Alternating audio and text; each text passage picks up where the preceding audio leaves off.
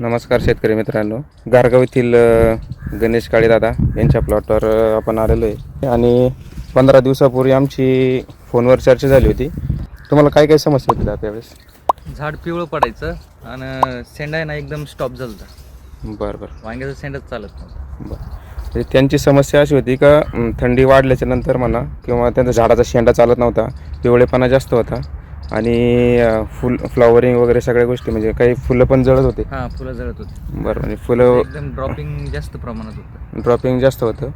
आणि आज 15 दिवसानंतर त्यांच्या प्लॉटमध्ये आलो आहे. त्यावेळेस काही प्लॉटमध्ये आलो नव्हतं, फोनवरच त्यांनी फोटो पाठवले. त्यावेळेस आम्ही व्हॉट्सॲपद्वारे त्यांना काही ट्रीटमेंट पाठवली, त्यांनी ती केली आणि त्याचा आपण आता फरक बघणार आहोत. त्यांची ही जी जमीन आहे ना ती पहिल्यांदा दाखवतो. ही अतिशय चुनखडीयुक्त जमीन आहे. बघा, तुम्ही पाहत असाल की तर एकदम अशी सफेद जमीन दिसते, अशी खडे वगैरे भरपूर प्रमाणात त्यांची चुनखडीयुक्त जमीन आहे. परंतु आज त्यांच्या झाडाचा जो शेंडा आहे ना, नॅचरल जो असा निळसर रंग यायला पाहिजे तर तो आलेला आहे आणि पत्तीला जी चमक आहे ती चमकसुद्धा वाढलेली आहे. आणि आज एका झाडाला किती सेटिंग आहे दादा? एका झाडाला कमीत कमी 10 ते 15 सेटिंग आहे. आता फुलाचं प्रमाण भरपूर आहे. 20, 25, 30च्या आसपास फुलं आहे. या बेडवर त्यांनी पहिल्यांदा आधी टोमॅटो घेतलेला आहे, बरोबर ना? हो, टोमॅटो घेतलं होतं. टोमॅटो घेतला होता आणि त्यानंतर त्यांनी त्याच बेडवरती पुन्हा आता हे बारटोक व्हरायटीचं वांगं लावलेलं आहे. तर मग त्यांना सुरुवातीला ट्रायको आणि पॅसोलीचं ॲप्लिकेशन दिलं. त्यानंतर 3 ते 4 दिवसानंतर फर्टिन ॲग्रोबायोटेक स्पेन या कंपनीचं 044 आणि नायट्रोशूट याचं ॲप्लिकेशन दिलं होतं. आणि फवारणीमधून टॉपकॅल आणि आयमिन कोजी त्याची एक फवारणी दिली होती. त्याच्यानंतर 4 ते 5 दिवसानंतर पुन्हा त्याला एक फॉसझिंक म्हणून एक प्रोडक्ट येतं फर्टिन ॲग्रोबायोटेकचं आणि आयमिन कॉलम म्हणून येतं. आणि आज त्यांनी परत आज टॉपकॅल आणि आयमिन कोजीचा स्प्रे रिपीट केला आहे. आणि 40-40 नायट्रोशूटचा डोस झाल्यानंतर 5 ते 6 दिवसानंतर एकदा 12-40-6 1 किलो आणि 044 1 किलो त्यांच्या 2000 काडीला परत त्यांनी ड्रीपमधून डोस दिला होता. तर आज 15 दिवसानंतर त्यांच्या प्लॉटची कंडिशन अशी उत्तम झालेली आहे. तर सेटिंग वगैरे अशी आणि फुलाचा स्ट्रोक वगैरे जो आहे तो सुद्धा अतिशय सुंदर आहे.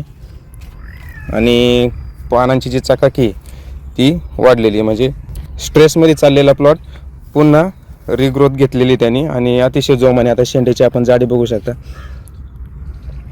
आणि फुटवे पण आहेत. आता इथं हा 2 कळ्या आहेत, अधिक शेंडा पण निघालेला आहे आणि इथं सुद्धा कळी अधिक शेंडा निघालेला आहे.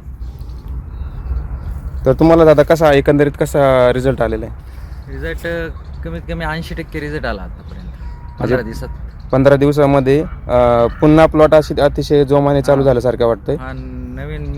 नवीन बेडवरती जसा प्लॉट होता ना तसं परत 15 दिवस कव्हर झाला. बरं, म्हणजे फ्रेश प्लॉट बेड प्रिपेअर केल्यावरती जसा प्लॉट असतो तसा प्लॉट आता त्यांचा दिसायला लागलेला आहे.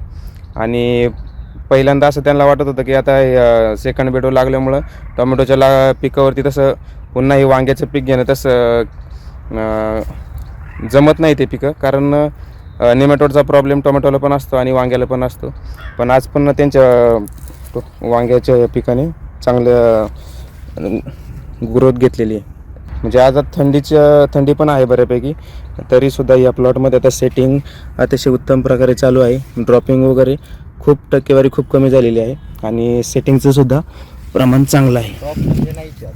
बरोबर, ड्रॉप नाहीच आहे त्यांच्या म्हणण्याप्रमाणे. काही सेटिंग आहे नवीन, ही फळं सेटिंग झालेली आहे.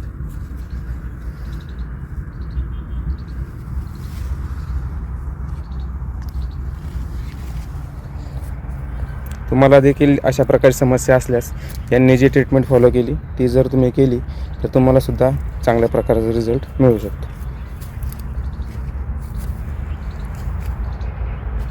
धन्यवाद. शेतीविषयक उपयुक्त माहिती मिळवण्यासाठी आणि नवीन तंत्रज्ञान जाणून घेण्यासाठी आमच्या चॅनलला सबस्क्राईब व फॉलो करा.